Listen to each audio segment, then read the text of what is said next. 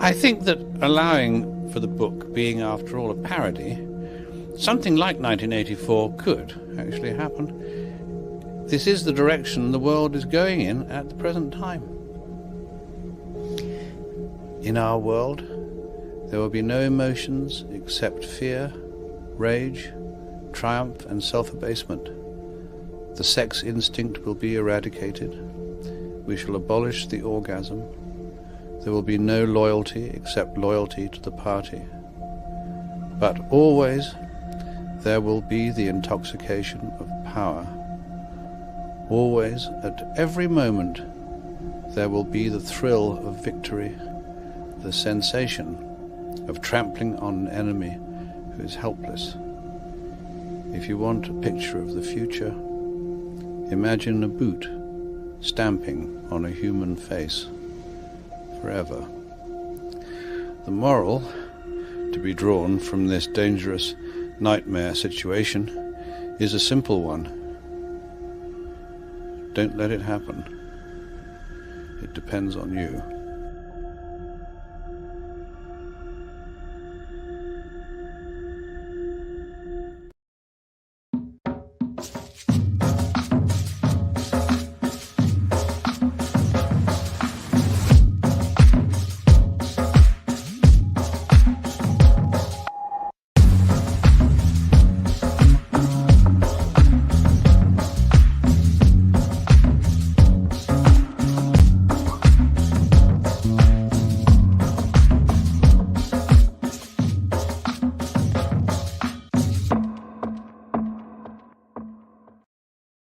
What's going on, everyone? It's Nina Infinity. Welcome to my channel on this Wednesday. This is Breaking the Narrative, and tonight I have with me the amazing, the coolest Eric July. Hi. Hello. Hey, what's up? I appreciate you having me. It's been a long time.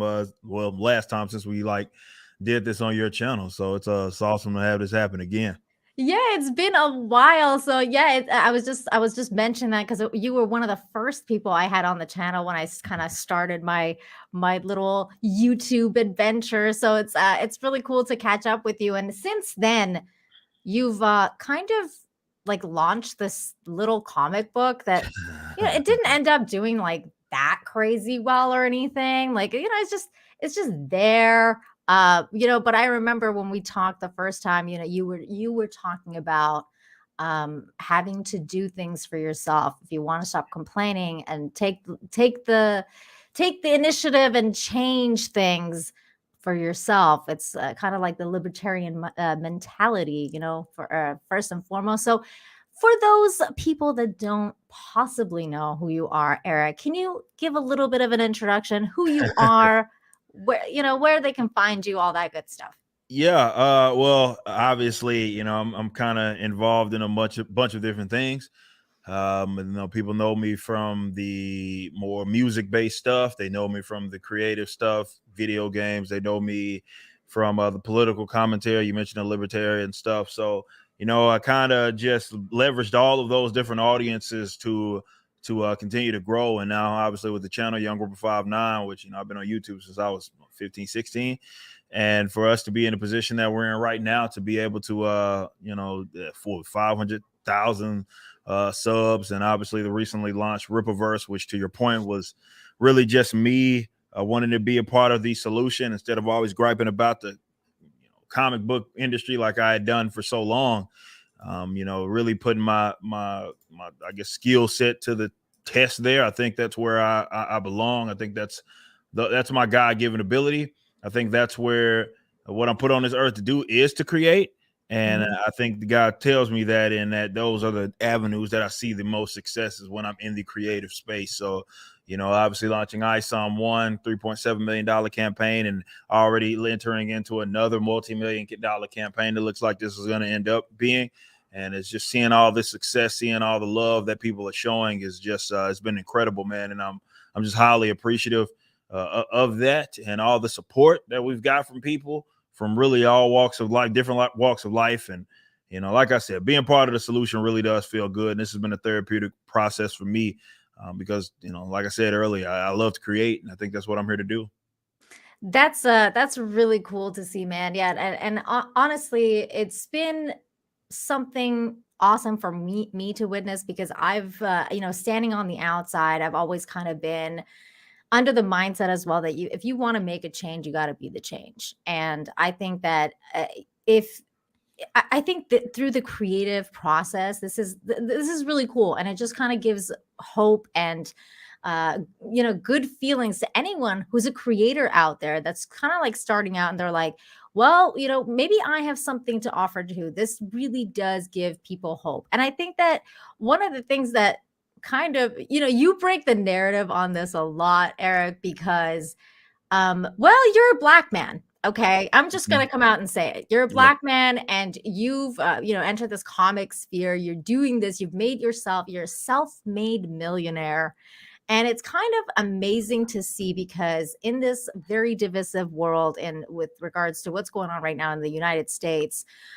it's kind of wild to see someone succeed in this way, and yet we are constantly told that, well, Black people don't succeed. Brown Right. people, minorities are constant, at a disadvantage constantly. So I guess my question to you is, what do you say to those people that kind of want to always put you in this block of being disadvantaged? Yeah, I mean, that's loser stuff. It's not really an attitude that certainly I would expect anybody to have, and I don't think you should have definitely as an adult.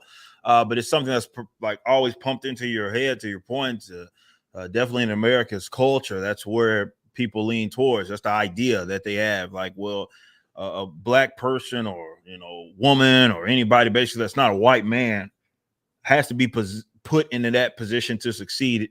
It's funny, we just had this conversation about the whole affirmative action thing, which kind of lends itself to that very idea, where that unless someone else moves your world for you, they believe that you can't succeed. And to your point, Rippaverse is just a prime example that was always nonsense. If you do have a great idea, and certainly you have the work ethic to back you up, you can't be anything other than successful. And I think that why the Rippaverse stuff really you got a lot of weirdos that obviously knocked it, and I think it centers around that idea that this wasn't they believe that this isn't supposed to happen. So it's not just me, that's a part of it, and who it is that I am, but it's also the audience. And they have been lectured for the last several years that you don't like Black characters, you don't like female characters, you never support this, you never support that. And just the sheer existence of the Rippaverse shows that the people the things that they were saying about the people, it simply wasn't true. That folks wouldn't support original characters of this ilk. That was all a lie. It was always a lie. And so the argument is actively being blown up in their face, and a lot of folks don't want to concede that they may have been incorrect on their assessment. So I think that's where that anger and such animosity comes from, because you've been led to believe that this one thing has to be true, and then something exists by itself and blows all of that to hell. And I think that just aggravates so many people. Oh my God. I feel like you live rent free in so many people's heads. It's like a constant thing where I'm just scrolling through Twitter, just like whatever. And then, like my friend Nick Ricada posts something really stupid, because he always posts stupid shit. Yeah. Shout out, Nick, love you. But he posts stupid shit all the time. And then all of a sudden he'll get into some drama with somebody that's completely unrelated to you. And then somebody will be like, "Are we talking about Eric July?" Like, and I'm like, he's not even the topic of conversation yet. Somehow, some way, they find a way to bring you up. Yeah. I always think it's a multifaceted thing with regards to what is going on with you, because I feel like envy and jealousy does a lot of weird things to people. For sure. So I think envy and jealousy is part of that. But also I think there's more to it. I think a part of it is, of course, jealousy, but a part of it can also be maybe feeling like not self-confident enough in your own abilities. Like, Absolutely. you're kind of like projecting that onto to you and other people that are successful at what they do. And so I guess Because I know most of the time what you do, like you have your streams where you do the monetize the haters thing Mhm. and things like that, and you're always kind of putting people on blast on Twitter. And for me it's fun. Okay, I'm Yeah. not gonna lie. I sit there and I read your tweets and I laugh and I eat popcorn and I think it's funny. It's entertaining in some ways, but an argument could be made that you're feeding the trolls and that, that is something that may not necessarily be to your advantage. So, how do you go about assessing who to respond to, who to not, and when it's time to ignore people? Yeah, I mean, I will say this. I'll start by saying, like, if it's one thing that I've learned in seeing success in several different avenues and industries is that hate is hate. There's absolutely nothing you can do. You can, our good friend Jay Junk 3PO had to find that out the hard way with his release of Achromatic Chronicles, and everybody pretty much in our corner of the internet recognizes him being like the best of us all, right? And despite him being who it is that he is, a lot of the same people that knocked me hated him, and showed how ugly they are. And it just goes to show that it doesn't matter who it is that you are, these weirdos are going to hate on you. So for me, the way that I see it is that for certain guys, why let them do it for free? So for me, I might as well make a little money. You're going to hate anyway. There's nothing I can do to stop you. There's nothing I can't reason you out of that emotional position. So I might as well make a little money out of you. But I also understand, and this is where I've had this conversation, and we've been on stream, and I've had this conversation before recently, when I'm like, you got to start the peep game, because certain individuals will, it's less trolling and more drama farming and more like coattail riding. So for some people, they live off of that, and that's really the only way that they can either keep their name relevant or get some sort of engagement, is to try to latch on to other people's movements, try to latch on to other people's talking points, try to latch on to other people and what it is that they have going, to then, as they are narcissists, to try to make it about them. And for them, I think that it's worth understanding that, you take your shot, they go take their shot at you. You can't, nothing you can do about it. And then, if you have to, take your little shot back, do what you got to do, but don't amplify them, because that they have to live off of that. And you have to know the difference between those that are just going to drama farm and those you can make a little money off of, monetize, have a little fun, make an example out of. And again, I'm good at really peeping game on those types of people and being able to pick my spots as far as what it is that I would engage in. Because like I said, for some people, or at least for me, I feel like if certain haters are going to hate, have a little fun.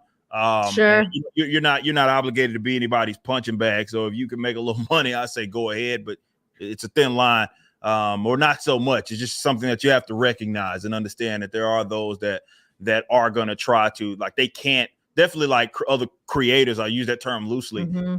Personalities, I guess, is a more accurate term. That's what got them on, and that's all they have. So that's all they're going to try to do is go around picking fights with people. And you got to be able to, be like, okay, well, I see what it is you're doing. I'm not doing any of that. Yeah, it's funny because actually today I impressed myself a little bit, because one of your trolls, who I don't even remember their name, it was like some no-name dude, was like talking to you about variant covers. And I was like, in my limited knowledge, like, I mean, I barely know anything about comic books because I wasn't a huge American comic book reader. But, hanging out with Az and Gary and hanging out with, the comics crowd, comics gay, all that stuff, you learn, you pick up a thing or two after a while. And I was like, isn't a variant cover like just a different version of the exact same thing, just done by this different artists? Like you have like different variations of covers. Basically, I'm guessing the word variant comes from variation. So it's just bizarre to me that people are trying to be like, oh my God, Eric, you are charging people for what? What is that? What was that person saying? Even I don't even know. Well, he was saying that, like, it's like I'm repeating something that happened in the 90s with some crazy amount of variants. I'm like, dude, there's only four covers. That's it. And because he's stupid, he doesn't like. And this is one of our followers. I think Dan brought this up, and he was bringing up the fact that you know, with these people, they work backwards. So it's like, you know, one of my haters that you're familiar with, it comes from a spot of, I don't like this guy. I want to destroy everything he has. And therefore, if you start from that point and you're working backwards, you're going to reach to anything, reach for anything to try to derail this person's effort. And that's what it is that guy was doing, where he's operating and starting from, he doesn't like me. So he slips up, and he's like, he shows how not knowledgeable he is on this industry, where he thinks it will be called a variant when there's like a CGC graded copy. And it's like, nobody in the industry will call that a variant for now all of a sudden this is a different book because it got encased. Like, that doesn't make sense. Like nobody makes that claim, but it shows that he didn't know what it is that he was talking about. But again, it's because they're operating from, we don't like this guy, or we don't like who likes him. A lot of times, I would argue most of the time, that's what it is. It's like, they don't like they don't like who likes me, you know, so they just hate me by default. Guilt by association. That works a lot in this space. Trust me, I know that all too well. And I'm very uncool with people who do that and practice that, because I don't do that at all in my daily life. Like, you have to do something bad to me for me to be like, okay, I'm going to judge you differently. But if you're just going around being like, oh, it's just guilt by association crap, I don't play that game. But it's really, that's why it's such a fascinating thing. And I think, and that was actually another conversation I was having with Nick the other night, Nick Ricada, was that, you know, because he's kind of, I don't want to say famous, but like, you know, he's kind of well known now in this sphere. Absolutely. And so it's just weird, because it's kind of like a double-edged sword when you become a very known person, like a very known name. And then Tom, Dick, and Harry is going to have an opinion about you and about how you conduct yourself, about your story, about your comic book, whatever. Most of the time, those people have created nothing or added nothing to the zeitgeist. It's kind of like, what is that quote? I'm sure the chat is going to know, but Tolkien, evil can't create, kind of thing. Yeah. And I don't like putting the word evil. Exactly. I don't like putting the word evil on these people, because I think that's a little bit too extreme to put that title on these people, because I think a lot of them are lost souls and really just kind of don't understand what's going on and what the fight is. They're confused about what the fight is even. But it's interesting. It's really fascinating to see the change, right? So as somebody who's kind of gotten into that sphere now, have you been recognized yet in the street? Whoa, everywhere. It's crazy. Still kind of getting used to that. You know what I mean? Like where it's weird? like everywhere. Like, as in, like, I was at I was at a random chicken spot eating with like my one of my close buddies. And like some dude came up to me and he was like, yeah, I love, he didn't even introduce himself. He was like, yeah, man, I love your videos. I just want to come by. I just want to say what's up. And I was like, all right, cool. And he walked out. It was cool. It's cool. You know, and it's like, you know, to me, like, that's what all this is about. The fact that, you know, be it the Rippaverse or even the commentary, I think like I had several different spots where like I saw a massive amount of growth, like where it was like the music. Obviously, I remember in the mid 2010s where we grew up, you know, with Backwards, with my band, you know, I had a big explosion in following then. Yeah. And, you know, comic book stuff, same thing. And then in 2020, obviously the COVID stuff happened, and that was where a lot of people found out about me then, because I was ahead of all that talking about this stuff. And, you know, people would say, hey, you know, I thought I was crazy, man. And I would see your videos and I find out that I wasn't crazy because, you know, there was someone that actually thought that this was, you know, it was calling it like it was really all that it was. And I think that's a lot. That's very important, you know, to what it is that I do. I recognize that and how important it is. Even with the Rippaverse, it's the same thing. It's like, you know, people that are long-time comic book people, folks that wanted to get into comics, wanted a form of escapism, and they knew that what it is they were getting from the mainstream guys was just not good. and it was preachy, and it wasn't really anything that they felt like they needed to settle for. And then the Rippaverse came, and some people that resonated with some people. And I I look back at that, and it's like the fact that so many folks have issues with stuff like that is just bizarre to me. That for example, with me, the Rippaverse is the most mild thing I think I've ever done. Like, yeah, it is. It's it like is because I've been following you for a while, so I know exactly. So you know that this is a pretty mild thing, and I've gotten the most hate for it. And I think again that's why it's like, well, I'm using my talent for good, and for whatever reason, there's these negative, very negative, uber negative people that just they can't see that coming to fruition, and they just take issue with it. And it is what it is. I haven't gotten more hate doing what I'm doing now than I have any other thing, any hot take it is that I had in the past. It's just interesting to see that kind of work out. And again, it goes to show that for those guys, it's like definitely with entertainment assets, that's why they worked so hard to get control of it. And you see when people that are alternative that see success and they get these nasty things thrown at them, it's because they do not want to see something alternative come into fruition and be adopted by a mass amount of people. They got too much riding on it. Well, yeah, and that's a scary notion for other people. I mean, usually freedom itself is a scary notion for a lot of people, because I think a lot of people don't actually understand what freedom truly means, because the freedom is also the freedom to, insult people or like whatever else, right? Yeah. It's just, like that's why that whole topic of, hate speech and, all that kind of stuff, what truly means to be free. I think true freedom actually scares some people. And Absolutely. So I think the idea that you are free to create what you're creating, and the fact that it's actually putting up something against these big guys, Marvel, DC, so on and so forth. So I think it probably freaks a bunch of people out behind the scenes. Like, who the hell is this guy? Like, where did he come from? I don't know. It's kind of like that. But it's interesting to note too, because we started out, or you started out this thing, as we said, because you were sick and tired of what was going on with mainstream comics and what is happening to your favorite characters, and tokenism, all that kind of stuff, right? So, and I think that's kind of like when I started my journey too, Eric. Like, I discovered your channel a little bit before COVID. And actually, I told you before, you taught me that I guess I had like libertarian mindset views. It was, which was really interesting. I was like, oh, I guess I kind of libertarian.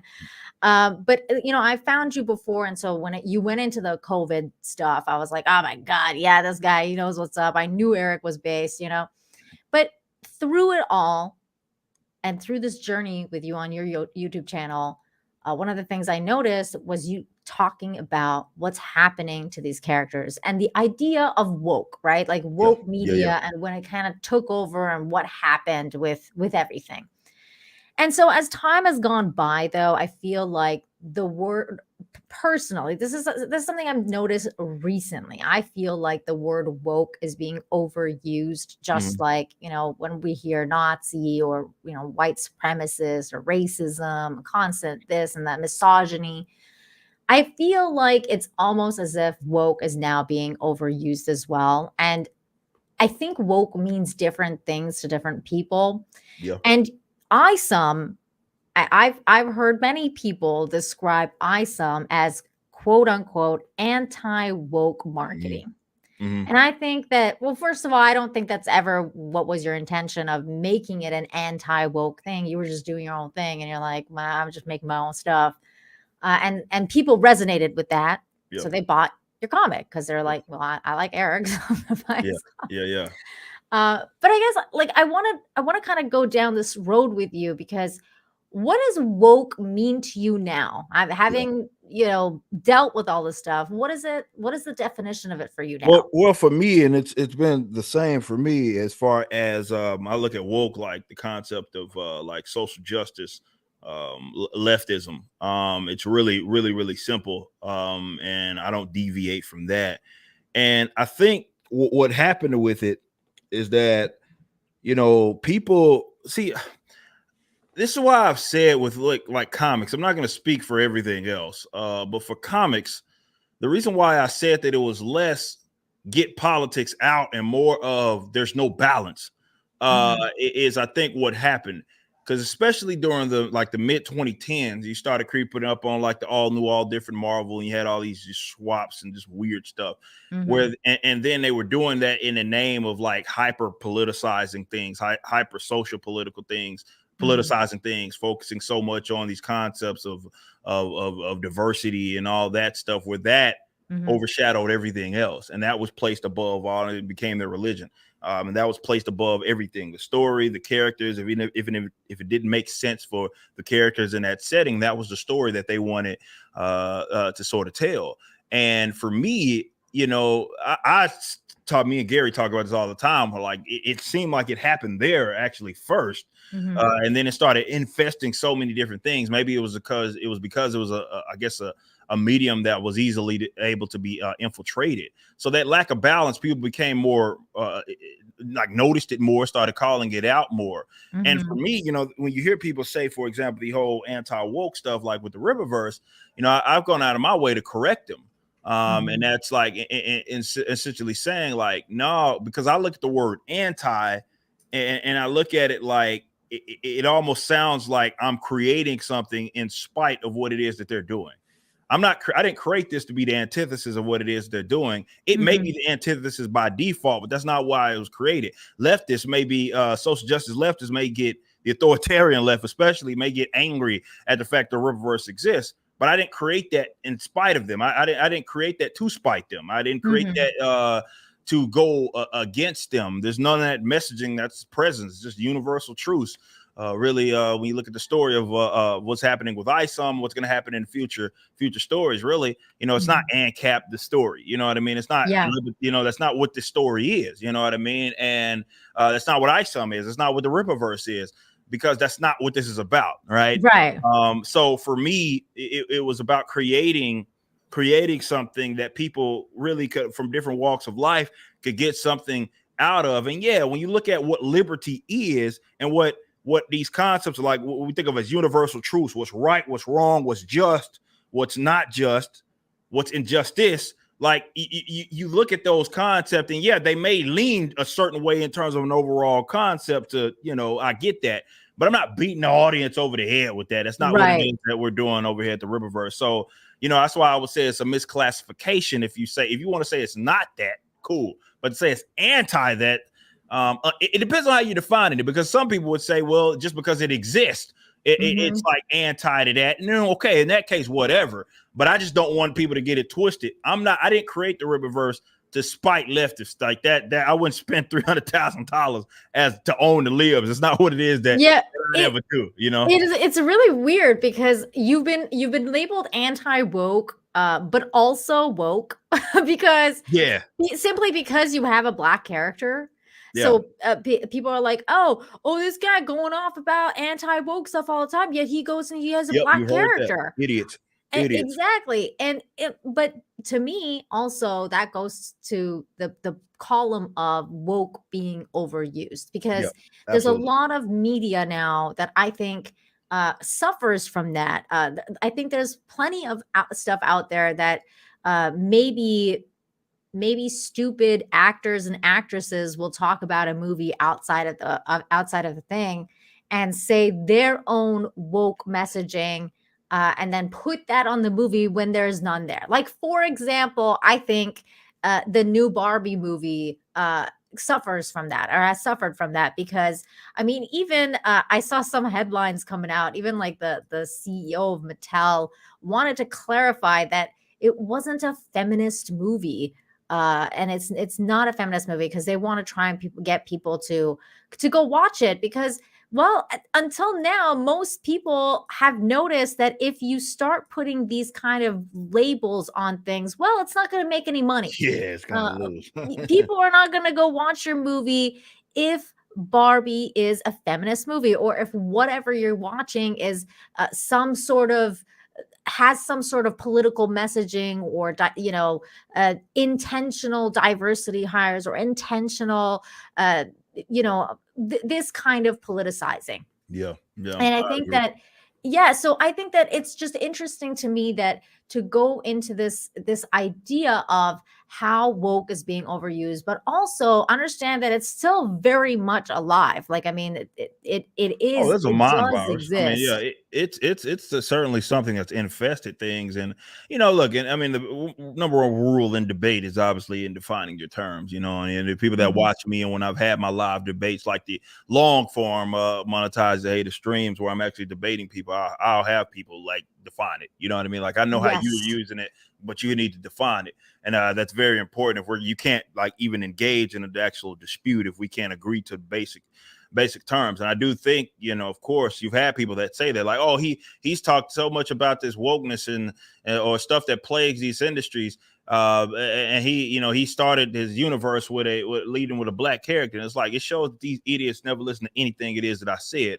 If they Mhm. thought that because I thought Miles Morales was goofy, that I had an issue with black characters, like, just stupid. Right. But that goes to show that they're using it as a catch-all term, right? Like, as Exactly. because that's what they needed it to mean. And Mhm. yeah, it's so important to define your terms because of it. I remember doing my, like, even with the tokenism stuff, it's like people say this and say that, and I'm like, I got a video, like a essay where I literally go through the term, like, it's like tokenism explained, where I like define it, because I think that's very important. So when I use it, people understand what it is that I'm using it as a term. But when you look at like the meanings of words, and definitely if you're going to engage in some sort of dispute, it's so important to get those terms defined. And I'll often say, when someone has a different definition, I'll be like, I don't even care. Like, if you're going to define it that way, there's no debate to be had here, because I'm not operating from that definition, right? If your definition Mhm. it includes this, that has nothing to do with me or what it is that I'm saying. I don't even care. So it's like, oh, that's not how I define. Okay, congratulations, you wouldn't define it that way. Let's use a different term, like, if that's the case, because it's we're disagreeing on the fundamental idea of what the word means. So Exactly. I'd advise anybody that's out there having going back and forth with these brainlets, make them define their terms, and don't feel like you have to engage in a conversation of semantics either. It's like, what's important, the idea or the semantics? And I look at the idea as far more important. So let's agree on what the idea is, and if we have a general dispute on that idea, then cool, let's have it. But like semantics, that's nonsense to me. Yeah, and it's so true, and I think that that's part of the, like, that's one of the things I've come to with regards to like reviewing things and just watching things. It's just I've noticed this kind of like everything is woke now. Like the other day, the Dune trailer dropped, and so many people were like, "Oh, this is such a woke rendition of Dune," and I'm like literally sitting there going, like, I've read the source material, and this is as kind of Yes, it's an artistic version of Denis Villeneuve is obviously like a very like he's seeing his version of what Dune is, but I certainly don't think just because Chani is half black that makes it a woke character, or that this is nonsense to me, or that because Timothy Charlemagne is the main character, and he's kind of according to a lot of people, he's like a soy boy, so therefore Dune is automatically a woke, nonsensical thing because Timothy is weird IRL. You know what I'm saying? It's just this really weird thing that's going on in marketing today, and of course, I think it's also. I want to talk about also really bad woke marketing because that also exists, and that is someone like Bud Light. Oh yeah. Right? Like, I mean, we saw what happened with them, and I saw you cover this article or this one of them today, Yeah. because Bud Light sales continue to go flat during key summer month. Like, I mean, what they did is kind of like the definition of woke marketing, Oh, really. Like, absolutely. when it comes down to like the woke of the woke, this is it. Like, Yeah. this is the measure that everybody should hold up to. This be like, okay, this is the definition, right? So I guess my question to you is, if you were hired to write this ship for Bud Light, what would you do? Oh man, that's they may never rekindle. I know they lost their first place in, as far as America's number one beer. I don't know if they ever get that back.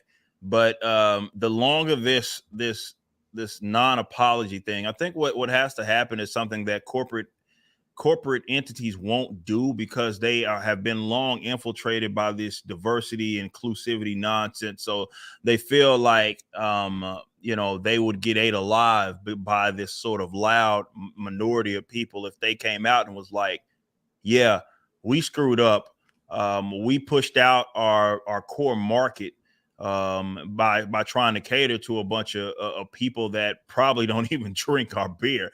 That would be what makes sense, but you have to have humility to do that. And I think that's the corporate entities and how they work. They don't, by the time they actually do it, it'll be far too late. Maybe when because the pendulum always swings back. That's how history works. So at some point, this quote unquote woke stuff is going to be like, it might swing all the way back to where people find it even abhorrent. But then it'll be politically, or rather socially, expedient for them to do so. And at that point, but it'll be too late by then. If they wanted to win, and if they wanted to ride the ship, like right the ship, they would have to come out with just being as blunt as they possibly could in whatever marketing campaign. And basically, it's not just about going back to old. It's about acknowledging that they dropped the absolute ball on this. And it will be actually the first time that we've seen a corporate entity actually do that, where they were like, okay, you tried to cater to a bunch of freaks and that didn't work out. And acknowledge that, and then go and move forward instead of try to stealth edit. It's what you get a lot of. People will screw up, but they'll try to like stealth edit. They'll just stop doing it, but they won't ever admit, like NBA, right? NBA had all that jerk back stupid stuff on the back of the jersey. And then at some point, the commissioner's like, all right, well, we probably should stop doing that. But did they stop finally? Yeah, they stopped a lot. All they putting that stuff on the backboard. They stopped all of that. They still do like some stupid like campaigns and stuff, but like it's not as like during that post-COVID stuff. Oh my God, it's unbearable. You couldn't even watch it. I stopped watching it. Yeah, same here. That's when I stopped watching sports altogether. I can't watch this. This is but yeah, it was like not this past year, the year before, and Adam Silver was like, all right, yeah, we're gonna stop doing that. So it's that, but that's more of a stealth edit, because it's not like you're acknowledging like, okay, that was a screw up. We probably pushed a lot of people away from the product. But that's what Bud would have to do. If Bud wanted to try to get this thing back right, they would have to not just come back and start being the Bud of old. They'd have to acknowledge that they screwed up. And I don't know if they got it in them to do it. Well, and it's really interesting that you bring up the NBA, because the NBA also like went extremely woke. And they kind of went like the kind of completely the opposite of what they used to be. Very similar to Bud Light, because they used to be like military first. It was always like, talking about how the armed forces are the best and blah, blah, blah. And then they went to like literally the opposite, the whole BLM thing, and just, armed forces suck and we don't like anybody.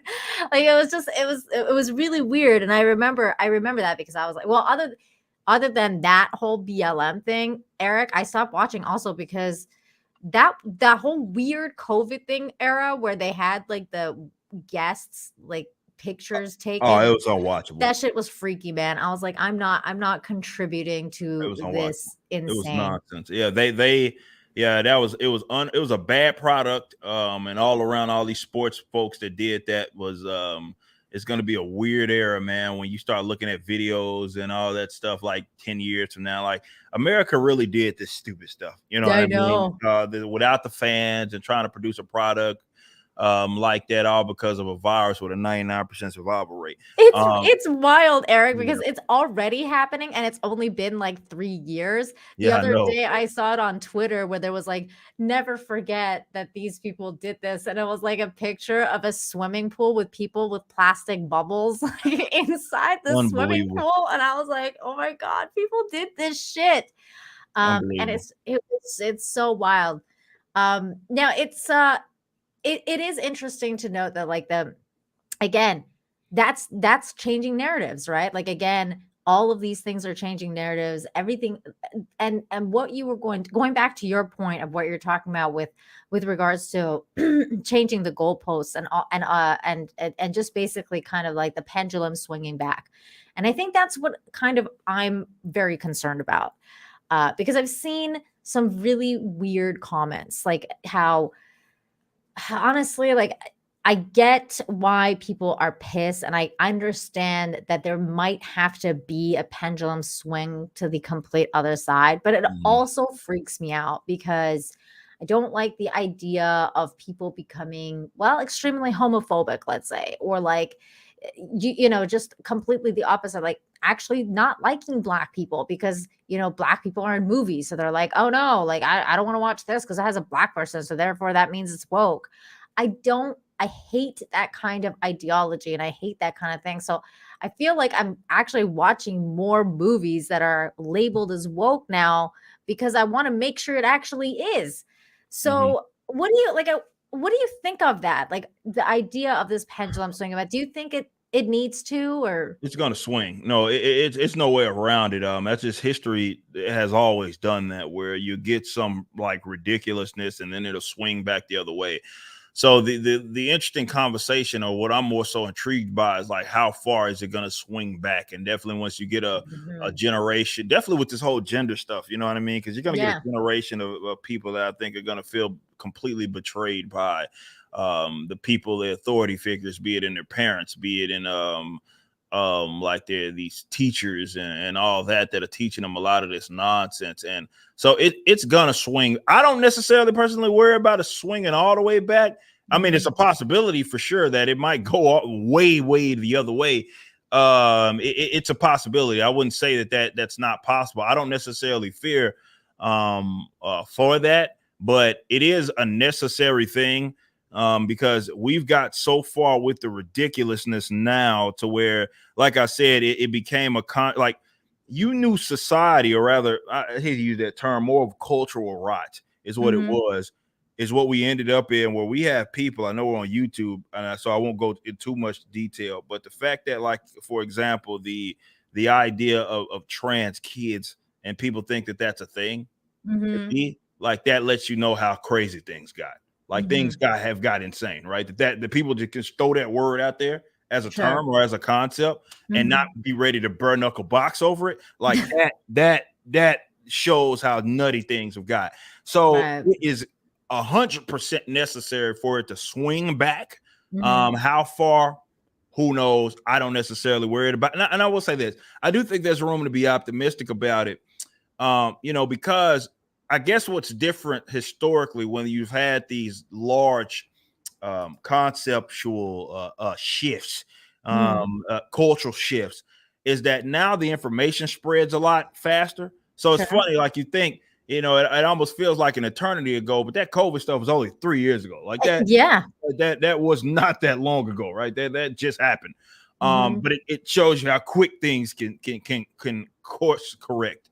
It can happen. It can happen. So I think that you're far less likely these days to get a pendulum swinging so far back to where it's like, okay, maybe this is foul.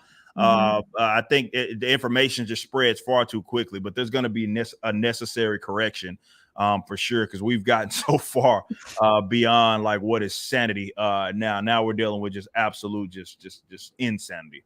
Yeah, it has become really crazy, but I mean, at the same time, you can see that there's definite like change brewing, I would say. Like for example, I saw this today posted by as Indiana Jake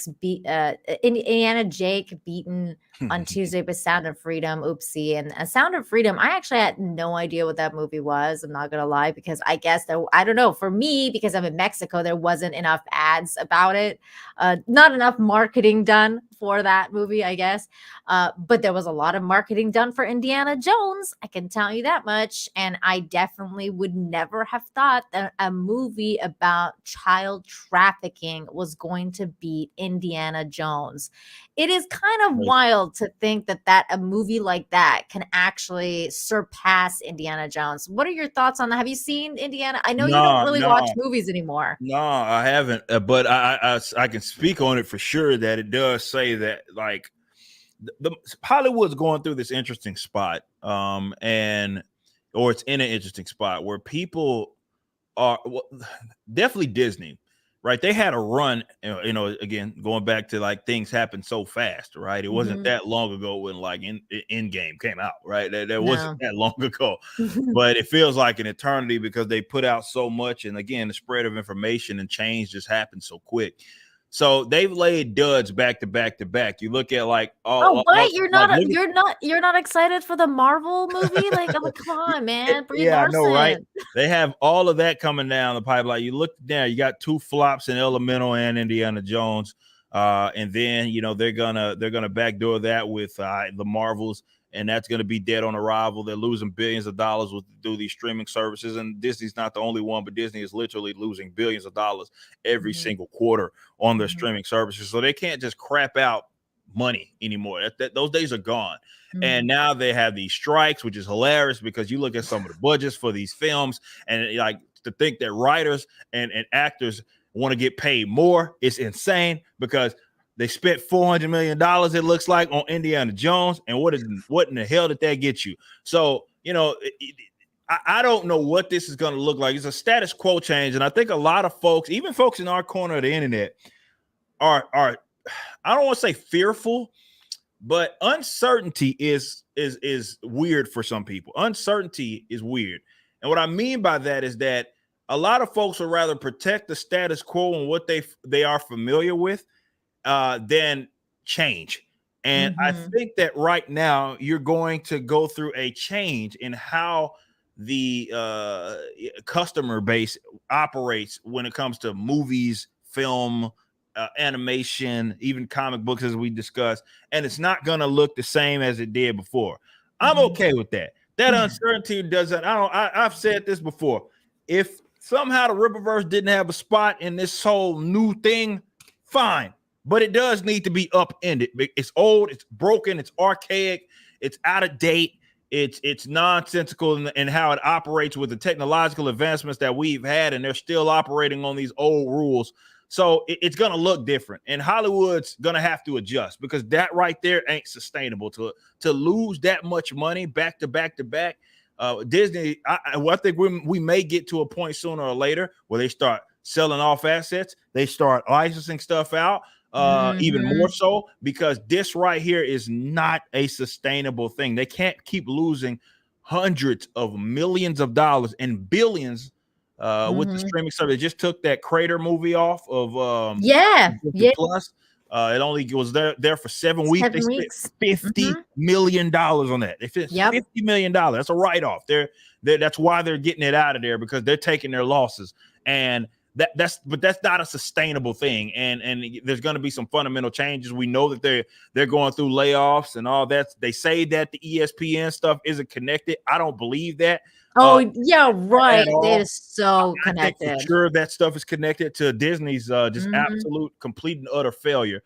And they're all laying off some of the people they're laying off is the diversity directors. You know what I'm talking about? Like it's funny because all of most of the main media companies have done that now. I think Warner Bros just came out and said they fired theirs, like literally like a couple of days ago. I was reporting on it on Toxic Femme. Netflix has fired theirs, Disney's fired theirs. Yet somehow in every single article that I read, it's always like, oh no, guys, by the way, don't worry, this is just getting restructured. We're going to be putting more people on these teams.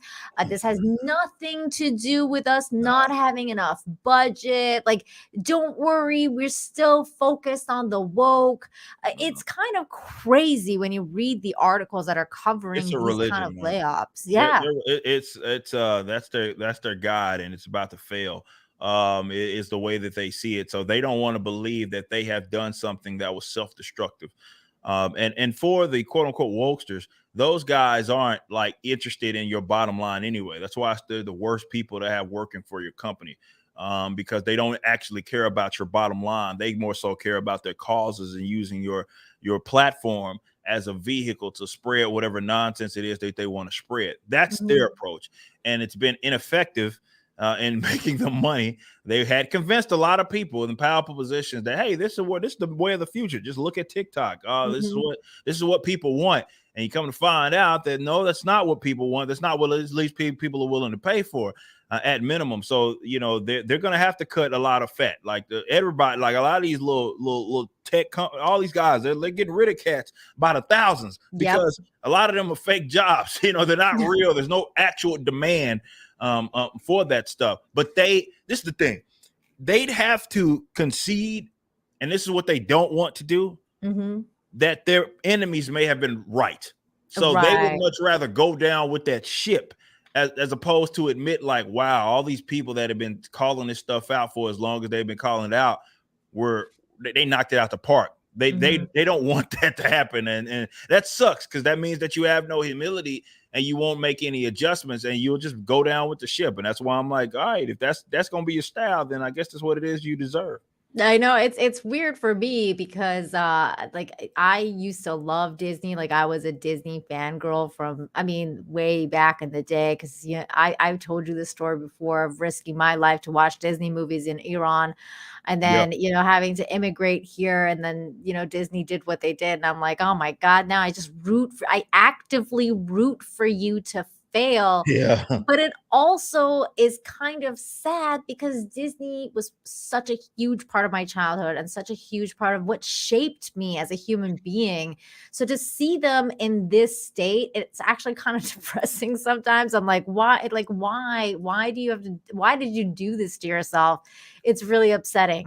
But at the same time, I think that, like I said, like we as we're talking here, I just feel like there's definitely a change in the wind, right? And I think a huge part of that is people like yourself contributing to, let's make this change happen. Let's make comic books, let's make art, let's make stories that matter. And I mean, I think that, EVS constantly talks about that too. Ethan Van Sciver always talks about that. The stories are what's important. And at the end of the day, we need stories. And I think that he's so right about that. And as long as people focus on the story and less on the message, then we'll be okay. And I think that's why I resonate with ISOM, and why I resonate with Rippaverse.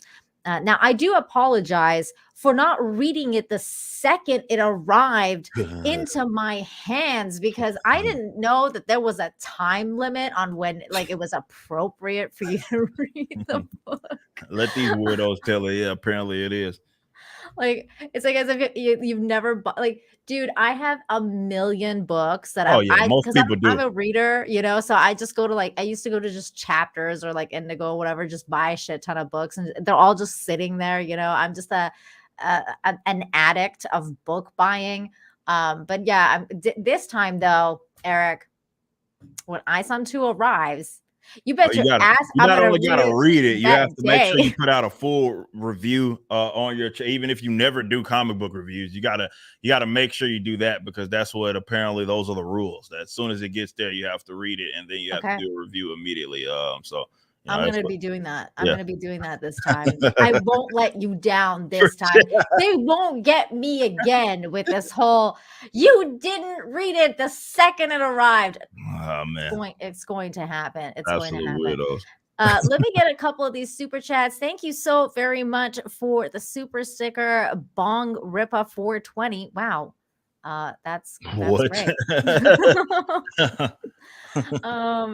Angela Frederick, thank you for the $10. Says, Nina, sorry for being off topic. It's just that server is fixed.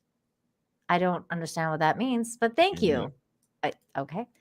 CJ, thank you for the 10. Rippa, they were always going to call you anti-woke and far right if your book is not filled with pro-LGBTQ vaccine, feminism, propaganda from start to finish. Oh yeah, they're gonna call you with it. Like, and that's why I don't get so bent out of shape about what people call me like that. I'll just make fun of them more than anything, because look, man, you can't stop them from calling you anything. It's like the whole quote unquote right wing thing. Anything to the right of freaking mouth to some people is right wing to them, and there's nothing you can do to convince them otherwise. So that's why I'm like, all right, whatever. It's really funny when people call me right wing. and Republican, Mhm. because I'm a Canadian that lives in Mexico, and I'm very open about that. Like everybody knows this. It's even in my Twitter profile bio, but I'm constantly being called that, and I'm like, I'm not even American, bro. Like I don't vote, so Yeah, yeah, you can call me a Republican all you want, but that's not what I am. But okay, whatever helps you. People are really into labels. yeah. Patrick T for $1.99. I'm more afraid of legislation. This is what he was when we were talking about, I think woke, like the woke is the pendulum swinging. Mm. Oh, legislation. Rolando, thank you for the 5, says, you didn't hear that Kraken teen movie came out from DreamWorks and it's not doing good. I saw only one ad for it. I didn't know this movie existed. I've never heard of it. It's the first time I heard of it. I'm telling you, man, the marketing for so much of this stuff is going just under the radar for like so many people. I I mean, think they're just putting it into the platform. They're putting a lot of it into probably platforms that I think they think has a bigger demographic than what it actually has. Maybe like TikTok and stuff like that. And it's like, that's not a significant portion of the population. You know what I mean? No. Achilles, thank you so much for the 5, says, when it comes to success, I don't understand the race thing. In the 90s, we had Black Miss America, Quincy Jones, the MJs, Denzel, etc. I mean, man, like 80s and 90s was this That was peak civilization. I don't know if it we're, really was. The 90s especially was literally peak civilization. I don't know if we'll ever get to where that was, but that to me was the perfect balance of like the West in the 90s. Was just like I said, that was peak civilization. It was people weren't getting offended at jokes. People were, you were able to say things, and it was all good. It was people could be creative. It was fun. I don't know how we moved backwards, but even the whole racial stuff. It's not to say that there weren't racist people out there, but largely, definitely in America, we were over that hump by the 90s. It was like that wasn't the thing that was just such a driving figure anymore. You know what I mean? Yeah. And, we just moved backwards. It's crazy how it happened. It really is, because I mean, I'm kind of a 90s kid too, and I was like, because I was born in 85, so like my young, that was when you literally grew up. 90s. Yeah, so exactly. And it's just, I remember like how everything was good, and then it was so funny that we didn't have so much going on that they had to make something happen. And I remember that what they made, it was the war on drugs. And I remember they wanted to make like the East versus West Coast, like East Coast, West Coast, Pac versus like, Biggie and everything like that. Like, because things were so good. Like everybody was fine. And it was just like, no, we got to create something. We got to create some sort of division. What can we do? Yeah. And it was just constantly that. Thank you for the 5 Damos. If these woke people want to witness real misogyny, racism, and LGBT phobia, send them to the current regime in Iran for a day. Yeah. Yeah, I really have no response. Yes. Yes. It's funny because I was actually having a conversation on Twitter today, because we were there was something that it was Jordan Peterson had tweeted something about how they got banned off Twitter again, or not Twitter, sorry, YouTube again. How he put out a video about I think it was about trans issues, and it got yeeted. And I just kind of went like, I'm just kind of like, why do you guys keep putting this shit on YouTube? Because that the trans stuff is something that the YouTube just doesn't like.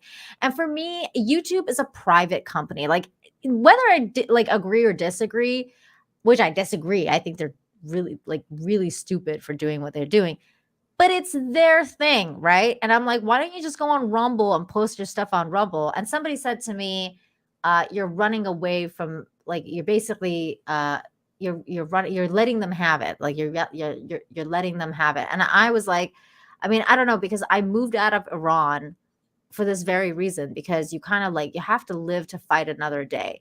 So if you're going to be Well, on yeah, YouTube for sure. and you're going to like, just spout off and then get demonetized or get your thing taken off the air, what is the point? Like, are you trying to reach people, or are you just trying to, get banned? Yeah, you got to be strategic. You know what I mean? Like you got Mhm. to be strategic. And definitely with considering what YouTube and the base is, you got to be strategic with how you move. And I say this as a person that's fought off multiple strikes off of YouTube as a platform. And I think that YouTube actually is leaving. The same thing happened with Twitch. It's like the Twitch versus Kick thing that's happening right now, and the YouTube thing versus Rumble, which they just signed some big streamer just now as well. Rice gum. Yeah, Rice. So it's like, Which, by the way, I was like, Rice gum is still around? Like, yeah. I didn't even I know know it was a I thing. guess he went away for a while, and now and this is a big coming back party. But no, it speaks to like they're opening the door for competitors. You know what I mean? And that's stupid. I mean, it's reminiscent of what Blockbuster did, where you start getting cocky. You think just because you're the first in and the best dressed, you'll always be in that spot. And we've seen it doesn't work that way. Just because you've been there at the top for so long, it can happen fast. And we've seen it happen to the Blockbusters, to the Circus Cities, and on up and down. And what's happening in Disney right now, where they were just on top of the world 3 years ago, right before the COVID stuff, and now all of a sudden they're becoming a shell of themselves, and they're losing in every aspect, including their parks right now, which aren't doing that. That used to be their guarantee. They don't even have that anymore. So it happens fast. So if they want to do stupid stuff, you got to be strategic. But they're opening themselves up to being competed with, and that's just so dumb. That's like you cornered the entire market, and now you're just letting it open by your own foolery. So YouTube wants to do that. There you go. I mean, I don't know if you heard or not, but like Rumble's having like so many really cool things going on right now. Like they have the CEO of Rumble going to small streamers, dropping like not super chat, but Rumble rants and stuff like that. I mean, they've got like this really big hype right now behind Rumble. And I think it's really cool because literally I'm seeing like Geeks and Gamers demonetized yesterday for absolutely no fucking reason, for whatever reason, like the AI or whatever it was.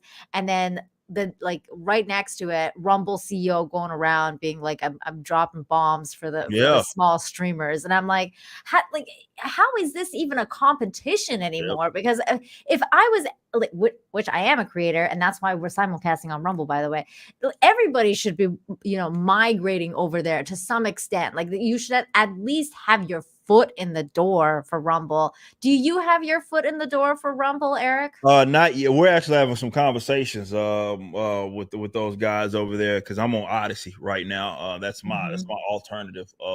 It's been that way for a while, Odyssey. But yeah, no, I agree that they're making like it doesn't seem like you see like just stuff that come and goes, like the BitChutes of the world and all that, but this feels like real. Like this one feels different. You know what I mean? Like Rumble feels different. Yeah, it for sure feels different. Like this one is about to, like they're legitimately like going to become a somewhat competitor. It's not to say that they'll pass them up, but they're not gonna. YouTube's not gonna have, like speaking YouTube, not Alphabet, but YouTube. Won't have as much of a stranglehold on like the whole video upload. The monopoly. Yeah, that thing's going. That may be a thing of the past, especially if they keep doing stuff like it is that they're happening with these supposed accidents, as well as these rules that they've had, definitely like during the whole COVID. They can't repeat that again. You know what I mean? And I think they're setting traps too, Eric, because at this point they're like, oh, you can talk about elections and blah blah blah. Oh yeah, they kind of run back. Yeah. And then it's like, yeah, right, until you decide to change the rules. Yeah, and then that's how they do. They'll like change the rules, and then they'll go back and demonetize you on a video that you did 5 years ago. You know what I mean? Like, and the fact that people even fear that type of stuff is what's going to do them in. So YouTube is still, like I said, it's very reminiscent of what Blockbuster did, where they got too cocky, thinking that just because we're on top of the world, we don't have to adjust. You know what I mean? And we can have whatever outdated and archaic model that we want, and then it'll become too late. And then, like I say, next thing you know, you got your competitor breathing down your neck. And I also love this. I remember the moment that they told France to fuck off. I was like, "Yup, this is it. This is the company that people are gonna go to," because that was a big deal for them to just be like, "Nah, bro, like that's not what we're doing over here." To a freaking country. By the way, have you seen what's going on in Yeah, I've France? seen. Yeah, it's been crazy over there. Nuts, right? Yeah, yeah, Not that that's a topic. That's crazy. Like yeah, it's just crazy times. But Eric, man, ISOM, it's yeah, doing so well. I yeah. love it. I honestly do. I really love the fact that it's doing so well. I'm really proud of you. I know that means nothing to you, No, it but I'm means a lot. proud of It's what you real, for achieved. sure. I wish you so much goodness. So tell everyone, give us a little pitch. Yeah. So ISOM, we do have a catch-up pack, by the way, if you have not read ISOM 1. But ISOM, the character, and ISOM 1 was so important. It launched the entire universe of the Rippaverse, essentially. So it had a lot of responsibility there, and not just leading with ISOM, but also the other characters that got introduced, the Yaira, some of these other characters that are behind me as well. And it was very, very, very important. And that's why it was a bigger book, and we did what we could in 96 pages to try to get a point across. So you learn about ISOM himself as a character. Of course, you're at a spot where he is retired. Avery Sealman is ISOM's actual name, and he retired as ISOM. And we're up to this part where he gets a call from his sister, an ISOM 1, and she asked him, "Hey, go see an old friend. One of our other friends has gone missing, and she was last seen by him. He's your old friend. Please go say what's up and just find out what's really going on." And that sends Avery down this sort of the longest day of his life. He's running into other people, such as people that we call accepts, which are folks that basically have special abilities in this world. And a lot of stuff hits the fan. So it's a great story if you want to learn more about ISOM 1, but ISOM 2 picks up directly after that, what happened in ISOM 1, and what you learn, and what the big reveal is going to be in this book is you're going to learn why ISOM quit in the first place, why he no longer. Really? Yes, this is what you're going to learn in the Are first we going to learn some answers about his backstory? Yeah, right. I mean, it's like it's almost like it's a comic where it has multiple issues, and you finally learn about other things that happen. But yes, that's going to be a big thing, as well as some other things. Of course, we introduce Blood Ruth there, as well as some other characters that you guys I think are going to be very stoked on, and you're going to learn about. So yeah, I just want to also say this post. I think this is the one Rini drew, right? No, it's a version of that Rini drew. It's actually in the campaign store or one of the bundles. Yeah. If you scroll down that wheel, you can see the one that Rini. There it is. Oh, this is it. There it is. Fighting those same characters that you'll learn more about, of course, in ISOM 2. But yeah, she did a great job. That poster is now live right now. Yeah. I was so happy because I suggested her, and then I was she's awesome. She's awesome. A girl. I'm so glad. She's awesome. She did a phenomenal job, and big shout out to her on that poster that, of course, is available if you guys want to get that. But yeah, ISOM 2 it's even more ISOM centric than ISOM 1 was, because we don't have the responsibility of launching the entire universe. So I think people are going to thoroughly enjoy it. And of course, right after that, we got Chuck Dixon's Alpha Core, and right after that, we have the Yaira book, which is highly anticipated by the great Saska sisters. So it's going to be a great time, a great year. And even in 2024, I'm planning to hopefully we're really going to be pushing out a lot of material going into next year. So it's an exciting time. And it was a lot ride on ISOM 2. We really wanted to see our trajectory, and with it having the success it has, it's really showing that people loved what it is that they saw. They read. Number 2s generally are not supposed to do this well. We've sold over 26,000 or so books or something like that. That's well over a third. We're closing in. Actually, we're like 4,000 away from selling half of the books that we sold in the first campaign. And number 2s generally don't do stuff like that. So it goes to show that there's people that are actually intrigued by this character, and enthusiastic about the character and this universe. And I'm glad that we're in this position. And I see stuff like this, and I don't like get like to where I'm chilling and stuff. I'm like, all right, well, I'm writing ISOM 3 right now, and trying to write other material. Like I'm trying to work so we can get more material out to you guys. I'm so looking forward to the Yaira edition. And yeah. also, I, of course, ordered the Ethan Van Sciver cover just because it had a sexy lady on there. I like my sexy ladies. Okay. I just do it. It's just a thing with comic books. I've always really liked, you know, hot women on them. There you go. So that's why I got the Yaira one on the first one too. Like I got the cover B on that one. So I was like, okay, I want sexy ladies on my cover. Finally, Eric knows what's up when it comes to sexy ladies, because people have been deprived of sexy ladies in comic books for a while now. Like, it's just kind of like, what the hell's going on over there? Everyone's turning gay, and most of the women are fat for some reason. They're not really appealing for some reason. And I've made that point a million times that, like, women don't want to see like ugly looking women either. I don't know where they got this idea. But yeah, it's you know, a lot of our characters, like you said, Yaira, I know people are excited because Blood Root's on cover B.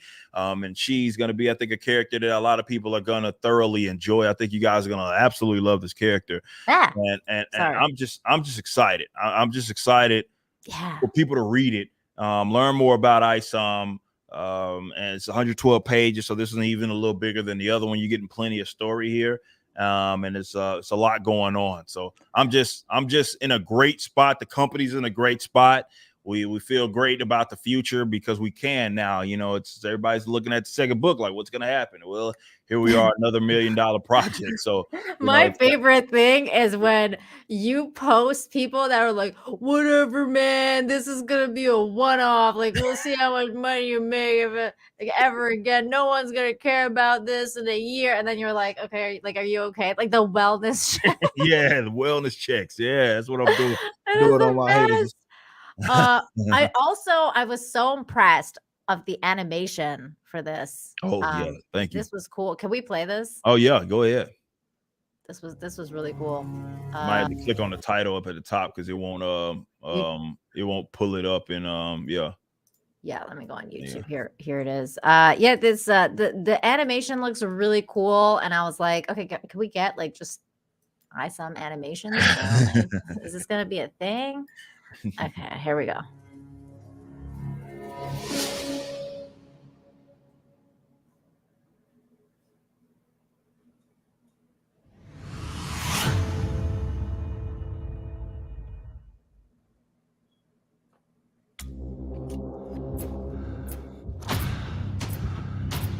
Time is a fascinating thing. We often like to think of it as something that just is. But too many people let the past determine who they are. There she is. She's angry. I like how some people really had problems with that part of your book. Yeah. Like, they're like, wait, he doesn't fly? He doesn't. He like literally took him to the air and dropped him, and he like fell on the car. Yeah. And people were like, wait, what? Yep.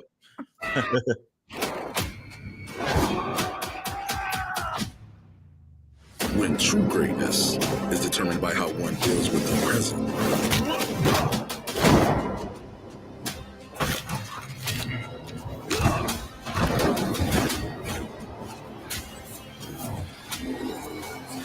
These dudes are cool. So if I'm helping you, I have one condition. Yeah. No more quitting. Time is a gift, ISOM. What are you gonna do with yours? Woo! Chills. This dude here at the end of ISOM 1, you kind of like meet these guys. Yeah. And I really like that this guy here. That's Takari. Yeah. I was just like, I don't know. He was just like so intriguing. Like other than Yaira, I was like, okay, whatever issue this dude is in, I want that We got because plans. We got plans. yeah, We got he's plans. so intriguing. Like what's going on with that whole like those guys? Yeah.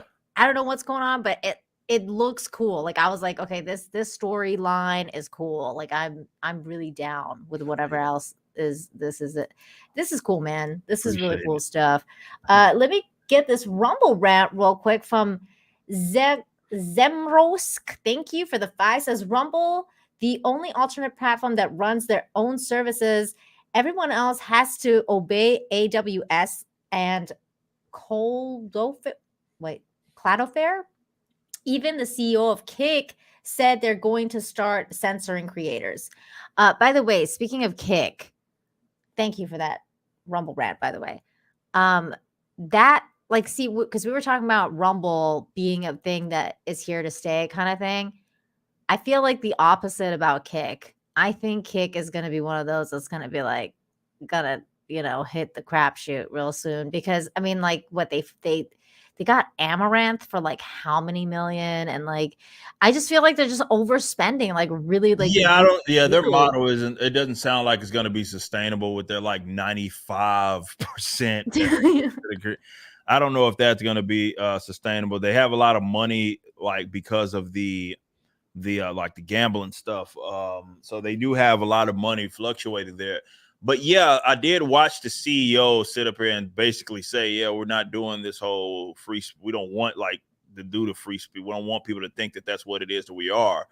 The Kick CEO said that? Yeah, no, yeah, he was on. He specifically mentioned that, and that's where he's referring to. But yeah, it was that was when I saw that video this morning. I was like, well, if you're just gonna become Twitch Lite, or why are people going there? Yeah, what would be the point at that point for people to? I guess people would go maybe for the payout. You know what I mean? Sure.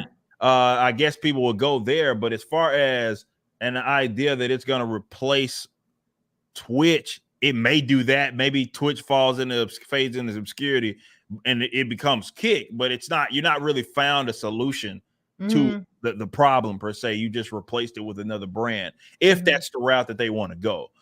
So yeah, I did see that this morning. I would encourage other people to watch it themselves and actually listen to what it was that the point that he was like really driving home, and that was that they didn't want to, he talked about like the hate speech stuff and all that. Where was this? I want to watch that. I can't remember who was it. XQ, yeah, was it? I think it's XQC. One of those guys that are over there that they paid a lot of money stream, and it was Jake Lucky. That's who it was.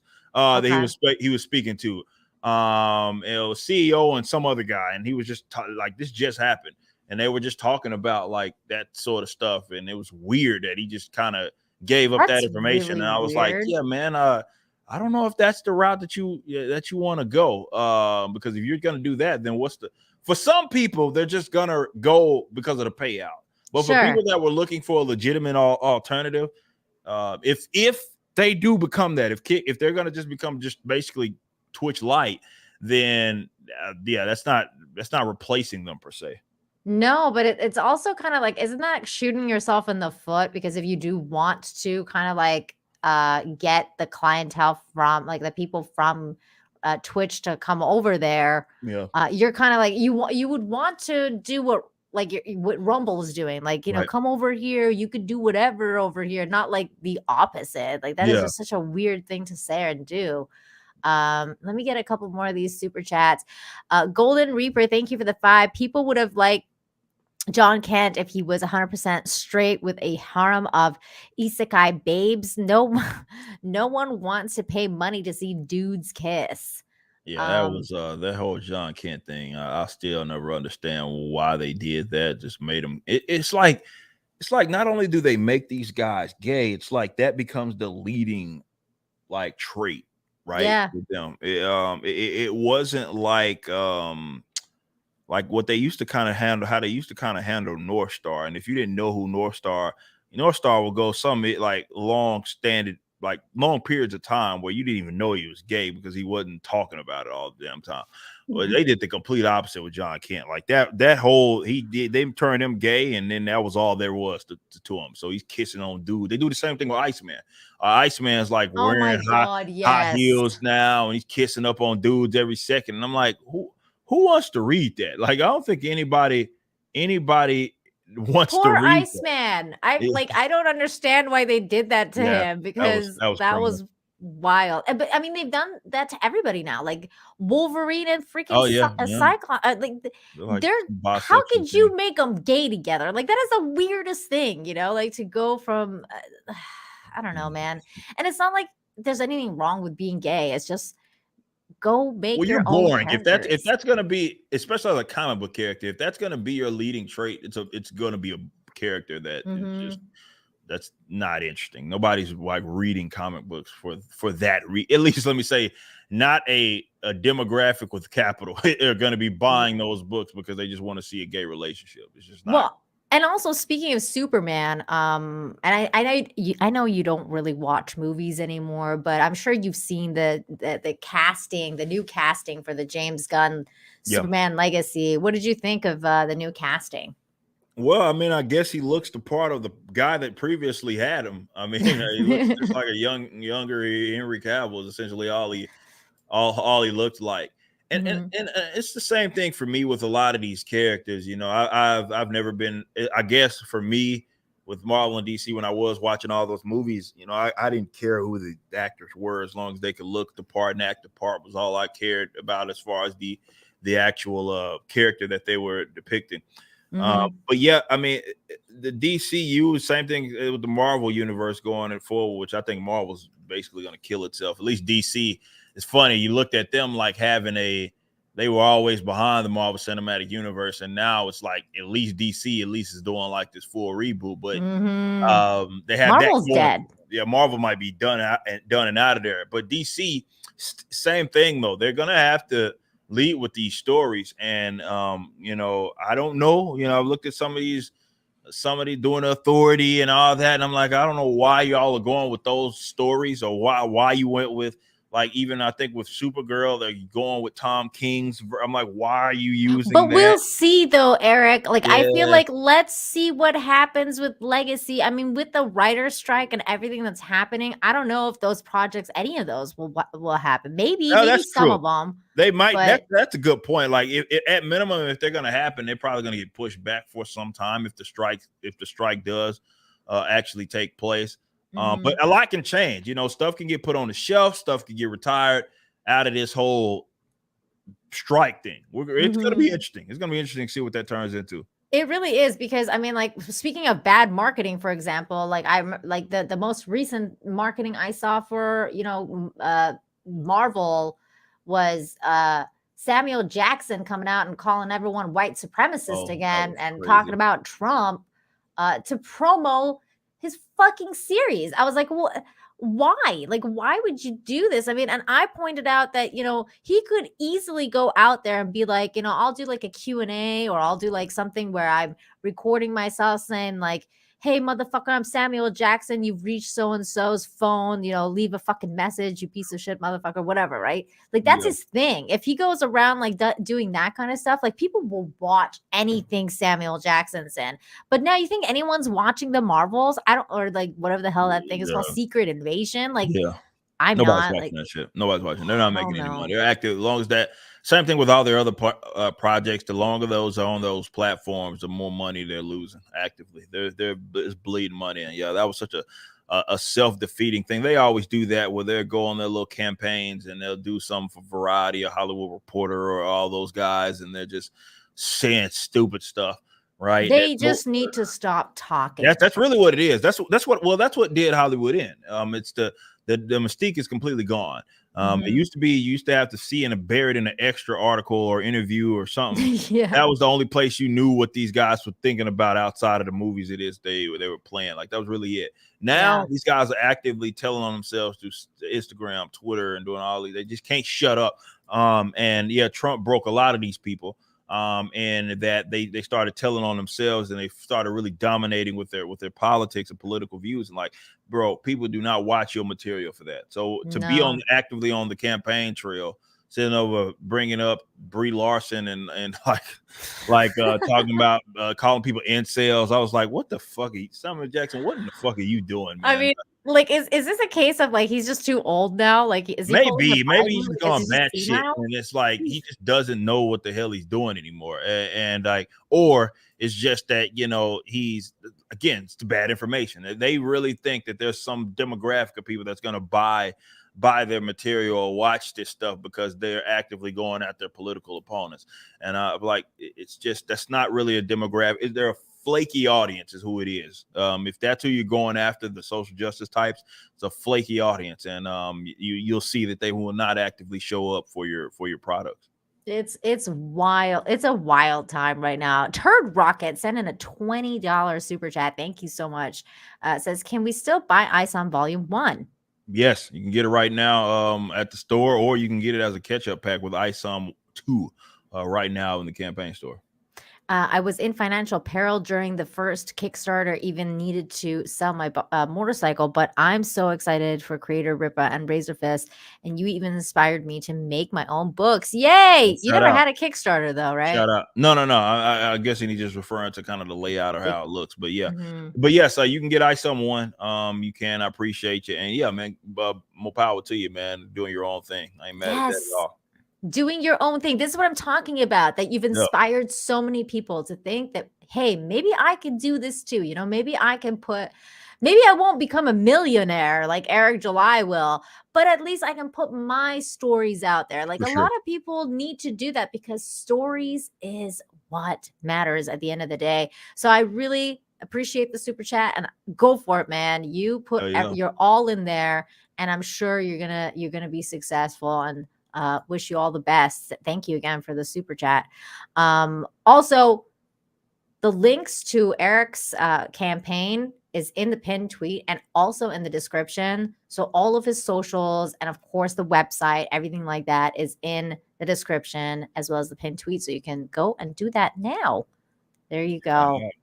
And also, I wanted to thank Raz Monkey for gifting 5 memberships to the chat. You are awesome, sir. And Achilles Jones sent a member message saying, greetings, Nina, and hello, Eric July. I'm grateful for the inspiration Rippa gave us all with the success on the Rippaverse. Thank you very much. Thank you so much. And Wolf Spain, thank you for the 5, says, my friend and I went to see Ruby Gillman's Teenage Kraken, and it was pretty good. It was a tamer, better version of Turning Red without period metaphor. Okay, I've never heard of this, but I'll have to check it out. Thank you.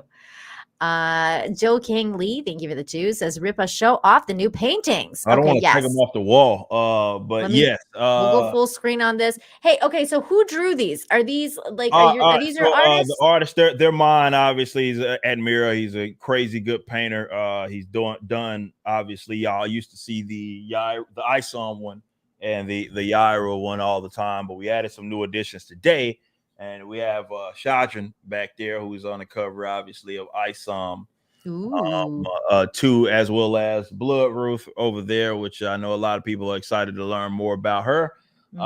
She is on cover B. But yes, so we have these. They're all done obviously by the same artist, and they're not for sale, of course. They are mine, and they are special for sure. They're awesome, and a lot of people commented on how I have very similar hair to Blood Ruth, and I was like, you know, I gotta say, I kind of see myself in her. That makes me happy. Represent it. I might have to do a little cosplay. Yeah, go for it. Hell yeah. JC King, thank you for the 5. Says, excited for ISOM 2. Yes. Shout out. Thank you. And CJ, thank you again for the 2. Says, Nina, will you do a Blood Ruth cosplay? Yes. You know what? I might do that, CJ. Why not? Although, you know, what's funny is I still think Yaira is way hotter, and I would rather cosplay Yaira. Go for it. But you know how it be. Like, we have the same hair. I was like, obviously, like, I have to buy this cover. She's got my hair. Jose, thank you for the $4.99. The marketing for Sound of Freedom has been word of mouth, and playing it forward for others to watch it. This movie made me emotionally angry and sad. I bet it is a very hard topic. Like, as much as I want to watch it, I don't think this is a movie that I could ever watch in the theater. This is one of those movies that you need to watch, at least for me. Like, I need to watch in the privacy of my own home where I know I can ugly cry and I'm not going to get judged by people. But yeah, this is it is a very, very it's a very tough topic. But I want people to go see that movie too. It's people should see it. Now, I wanted to also talk to you a little bit about. Oh, by the way, I forgot to show you this. Bud Light posted this today, and I thought it was hilarious because it says how it feels to walk back into work after 4th of July festivities, and I was like, I bet there's a lot of stuff you want to walk back because Yeah, they're they broke got as some. fuck. They can't post anything without getting damn ratioed, man. It's hilarious. But yeah, there's one more thing I want to talk to you about, and that is because we originally kind of hit it off because of politics and of course your libertarianism and all that stuff. But dude, what the hell is going on with Hunter Biden and the White House craziness? Yeah, That is some wild stuff. yeah. They found crack in the. Found crack in the or cocaine at least in the White House. In the White House, yeah. That it says a culprit unlikely to be found. I think we all know who the damn culprit is. I don't know if you guys saw, like, there's a GIF that Drew Hernandez made, and it's on I put it on my Twitter. I pulled it up because you posted that, and I was he dying. Is fucking blitzed out of his mind. He is, like, you can see his mannerisms and how he is acting. Hunter Biden was absolutely blitzed. He was blitzed out of his absolute mind. He was out of his mind, man. There. So he was. That's where the cocaine was. That's where it came from. For sure. You can tell by the way he's looking. It was other, like, that guy was. He's like sweaty. Like I actually saw the video. Yeah, he was sweating balls, man. Yeah, he's sweaty. Out of there, man. He for sure was out of there, and yeah, that's where the cocaine came from for sure. No doubt about it. No doubt, but it's the funniest thing is if you read through this article, they make such interesting like comments, like for example, like just saying things like, by the way, like we can't figure this out because this was a really highly traffic area. By the way, they don't have to use the word trafficked when they're talking about cocaine. Drugs were certainly trafficked, that's for sure. High traffic area, I agree. Discovered in a highly trafficked area. Yeah, I agree. The West Wing. The small amounts of cocaine was found in a cubby area for. I thought they were going to say snorting. Sorting electronics with the West exec basement entryway into the West Wing, where many people have authorized access, including staff or visitors coming in for the West Wing tours. Okay, to be fair, I mean, like we all know it's probably Hunter Biden, but to be fair, I feel like everyone in DC is on coke. So like, yeah, it that's really probably the drug could of choice. Be anybody. Yeah, like, I guess I can see that. That could be the drug of choice for sure. Yeah, like I feel like maybe it's like the freaking janitor. Like, the janitor needs a bit of a pick me up, like, going through that library, cleaning all that shit up, and then it's just like, maybe I'll take a little bump just to keep myself going over here. As for the chances of finding the culprit, the official said that it's going to be very difficult for us to do that because of where it was. Even if there were surveillance cameras, unless you were waving it around, it may not have been caught by the cameras. Now, look, if this was like, I don't know, something like January 6th going on, I'm sure there will be like many cameras of different angles figuring out who was what and doing what bad things. But in this case, I mean, there's nothing to see here, folks. They know for sure that if of all places they needed to find out, if they wanted to find out something that happened in the they would find White House, in the freaking White House of all places, they 100% will be able to find out. I think it's one of those cases where they either know or they don't want to know, because they know They know who's the actual culprit. So it's like one of those don't ask, don't tell, I guess, type of situations going on there. But insane. And like Hunter Biden, man, I mean, you want to talk about a guy that's just completely above the law. And I mean, he's just been, I mean, dude's on video doing all kinds of just whack crazy shit. shit. I mean, you're talking like he's living it up. I mean, hookers are involved, plenty of drugs. He's snorting snorting bumps off the fucking hookers' asses, bro. He's like, he is living it up, and he is about to see no consequences for anything it is that he's essentially doing. Where if someone like yourself or myself did any of that, we would be under the prison 100%. Oh yeah, dude. I would be in Guantanamo. I'm Persian, okay? Yeah. They would send my ass to Guantanamo so fucking fast. It would be like, like, I don't know, faster than Hunter Biden goes through a bag of coke. Like, holy shit. This is some wild stuff. There was another video I actually saw. Okay, this was funny with regards to this story. I thought it was funny. I mean, maybe Americans won't find this so funny, but it's kind of funny. This is Mike Pence talking about the cocaine found at the White House, but saying that I've heard it was in other places too. So it wasn't just so it's all those little rat cheese all around a trap. Just fucking everywhere throughout the whole bitch. He used to call it like what, Parmesan or whatever. He's like a little just all around. God damn, that's crazy. This is Mike Pence talking here. I did Hugh Hewitt's radio show this morning, and he said, if this had happened in your old White House, what do you think the news would be covering today? Right? I mean, look, they need to get to the bottom of it. It's a very serious matter.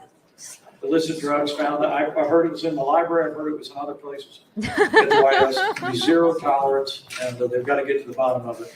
I heard it was in the library, in some other places, like, the friggin', the West president's wing, office, East wing, North wing. Golly, they all was on that shit, man. That's crazy.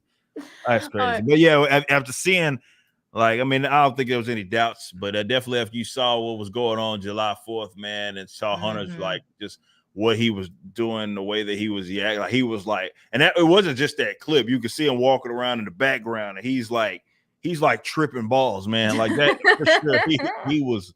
He was blitzed out of his mind. So if I'm not a betting man, but if I were to be one, and we're like, who was it?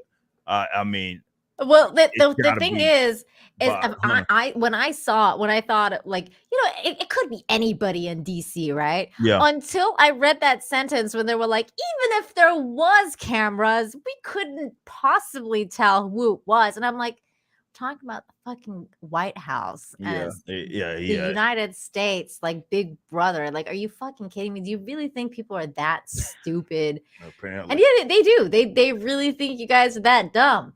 Yeah. It's really sad. That's true. Is the most pathetic administration that there has ever been. In your memory, Eric, do you think that there's been anybody worse? Like Clintons, were they bad? Clintons are pretty fucking bad. I mean, there's always some goofy shit going on, but I think again, with the level of technology that it is that people have, and obviously it being fresh on their minds, I think that the Hunter Biden situation really throws the curveball in the whole shit, where you got the president's son, and he's not just caught up in like the whole laptop shit, but like what was on it, and this whole Ukraine shit, like that, China, dealings and all that. Like, it's really some corrupt shit going on. Not as presidency, I'd argue that all of them are in it, but I mean, it's very visible with this one, which I think makes it a little more unique. But it also is quite impressive how like nothing fucking happens. Like when we get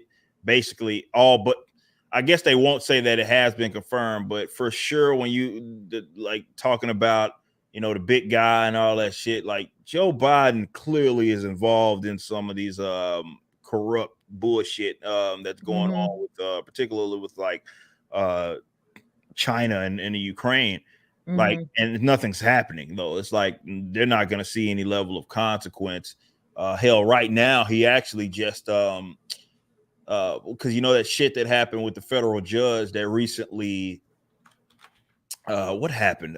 So basically ruled that they couldn't be contacting social media private companies essentially with like the whole censorship shit, like kind of what they did with that. And he apparently filed for some appeal. I think that was today. That stuff like that happened. But you know, it's all been confirmed. We saw what happened with the whole Twitter file situation. Like, you know, what these guys had been doing. So you know, you see all of this corruptness that's going on, or corruption that's going on with Biden. I mean, it's very difficult to see it. Like, I mean, it's fresh on our minds, but it's also it's so visible now, and it's like, okay, we got all this fuck. Definitely like with the laptop shit. The way we got literal pictures of this fucking dude doing some foul shit, man, like crazy shit, and nothing's gonna happen to anybody. Are you crazy? No. And that's what sucks. I mean, it really just goes to show that, you know, it's certainly it's like Carlin said, it's a big club and you ain't in it. That's for sure. Yeah, and it's weird because, like, I mean, everywhere else in the world, like, literally is like laughing. I mean, I saw you. I mean, you guys can't see it because you don't. You're like, you've been banned from seeing RT, but I felt like I see stuff from RT all the time because I'm Mexico, and Mexico hasn't banned RT. And like, you know, they had a whole thing today that was all dedicated to Hunter Biden memes of coke being found in the White House. So it's literally like Russia is laughing their ass off at what's going on in the US, and rightly so. I mean, they should laugh because it's funny. I mean, it's just a really funny situation, and they should be laughing, but it's also really sad for Americans, and I kind of feel really sad for them. For you, like, you know, people like yourself. I'm like, oh, you poor bastards. Like, I mean, this kind of sucks. But hey, that's this clown world, right? Yeah, it's a clown world. That's fucking shit. Hopefully CERN will bring us out of this clown dimension at some point, Eric. God help us. Cody, thanks for the 5. Says came here for Eric, staying for Nina. Oh, thank you. That is very sweet. Brandon Clark says for $5. Can't wait for all 3 projects this year. We are with you, Eric, and your amazing Thank you so much. Speaking of your amazing team, Eric, I have very much enjoyed hanging out with one of your employees. Her name is Kara. So I just want to give you a huge shout out for employing her, because I think she's really cute and nice. And this has nothing to do with her just being physically cute. I mean, personality wise, she's really cute. She's and great. I'm so glad that you were able to help her out, because at the time of her, you know, what happened to her was such bullshit. Yeah. Like, it was just such bullshit that I'm like, this is why I love what you're doing, because you are literally putting solutions out to the problem. People are getting canceled, no problem, you got a job. It's like, yes, this is what we need more. She's to awesome. Infinity and beyond, man. Yeah, there she is. She's awesome. Name. She's been like an incredible like hire for us and an asset. Just she's incredibly good at what it is she does, and having someone like her on the team is been godsend. Here and yeah, it's just, I mean, our whole team. I mean, like something like the Rippaverse doesn't happen unless you're surrounded by just great people like her and everybody that's here. I'm not a one-man army by any means. I wear a lot of hats, but it's these guys do as well, and that's why it's able to be the success it is because we have people like her, as well as everybody else on the team. So it's just really a testament to this team in general, with all the things that we're able to accomplish. And it's really awesome to see. I mean, I saw you you all were on Jay's channel the other day. That was really fun. I thought that was really cool to see. Now I'm gonna throw my hat in the ring, Eric. Look, if you're gonna do any more animation stuff, and if you ever need another beautiful voice actress, I got you. You just let me know. I hit you up. I will be there. I got you. I hit you up for sure. I got you. Oh my God. Everybody, make sure you go and back ISOM and ISOM Bun. Yeah, you can still get Eric, ISOM. it's been an absolute pleasure to talk to you tonight. Thank you so much for being here. You've been so amazing. Do you want to say anything before we go? Any parting words? No, I just appreciate everybody obviously coming and hanging out here. And I appreciate this community, this pocket of the internet, and obviously all the customers of ISOM, as well as just other stuff that we'll be dropping with the Rippaverse. I just thank you all. You guys changed my life. And I'm in a real happy spot right now to be able to just wake up and create and give you guys more of what it is that you actually want. Has been it's been godsend, and I'm just having an absolute blast, and I'm just highly appreciative of everybody. It's an incredible achievement, Eric, and don't let anyone tell you otherwise. Curtis D of Montana just left a member message. Hi, Nina. Hi, Eric. Have you been watching the conflict between Israel and Palestine? Oh boy, that is a subject. I've been. I didn't know there were recent developments. Yeah, since when? I mean, yeah, exactly. Yeah, I mean, that's been a thing for several years. Yeah. Yeah, that's a thing. That's a funny question for Anna. If you ever, Anna, that Star Wars girl, if you ever go. If you ever see her on something, ask her about her thoughts on Palestine and Israel. It's an inside joke. She'll just laugh at it because she has no idea what the hell's going on over there. But thank you, Curtis, for that member message. And Neanderthal 2020, thank you for the $20. Support you, Rippa. Wow, thank you for that. Thank you. And Patrick T for $9.99. Someone in the chat brought up OPEC. Norway drills constantly, and we got everyone in this country kissing Greta Thunberg's small veiny toes. Oh my God. Wow. HR 25 and term limits. No one seems to care about solutions. I definitely would like term limits. I can tell you that much on a lot of stuff. Term limits need to be a thing, especially for presidents. I mean, is she Norwegian? I don't know why I thought she was from like Sweden, or is it? No, okay. No. She's Swedish, isn't she? Greta? I don't know. She's Swedish. I don't know. Greta. I don't know what she is. She's from somewhere over there. She's Swedish activist. She's Swedish. Okay. Yeah, everybody hates her. Nobody likes this bitch. How dare you? I had to have that one on my clip. But you're right, Patrick. I mean, solutions are, term limits would be nice. I mean, especially for presidents, because whatever the hell's going on right now, like, dude, that guy has dementia. Like, let him go to bed. Yeah, fuck get out of there. Like, get him out of there. Holy shit. Eric, thank you again. You've been fantastic. And also, yes, hydrate. I remember that was one of your other haters. That was yeah. Who took that fucking nervous sip, man? I'll never forget that. Oh man, that. So everybody, I'm gonna collectively take a nervous sip now. And thanks again, everybody, for joining us tonight. If you're all over on Rumble, make sure you smash this the like and subscribe if you're new on Rumble. And Gek812, thank you. Nina is in US. There are terms for presidents. Yeah, but like age terms. Like after you're dementia ridden, you shouldn't be able to run for president anymore. Like that's what I meant. Like there should be an age cap. Like that's what I meant. But anyways, yes, 2 terms. Presidents have 2 terms. I know. Okay.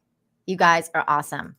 Thank you again for super chatting, member messages. If you became a member, gifted memberships, thank you very much for supporting the channel in the way that you do. Make sure you smash the like and share the stream, all that good stuff. Thank you very much, everybody. And until next time, have a good one and try and be part of the solution. Bye.